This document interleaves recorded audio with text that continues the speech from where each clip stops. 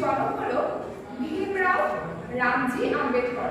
ওনাকে আজকের দিনে সম্মান জানানোর জন্য বিদেশ থেকে বহু বহু মানুষ, এছাড়াও দেশের বিভিন্ন আমাদের মাননীয় মমতা ব্যানার্জি, এছাড়াও আমাদের ভারতের নরেন্দ্র মোদী, যারা সম্মানীয় ব্যক্তি, তারা আজকের দিনে গিয়ে পার্লামেন্টে শ্রদ্ধা জানান।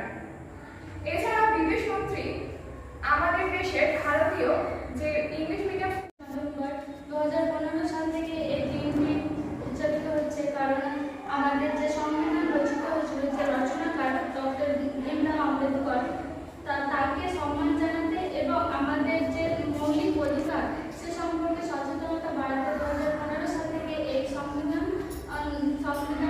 দিবসে পালিত হচ্ছে।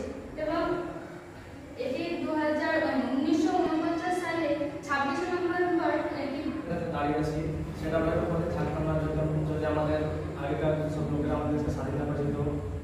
প্রায় 200 বছর পর আমরা স্বাধীনতা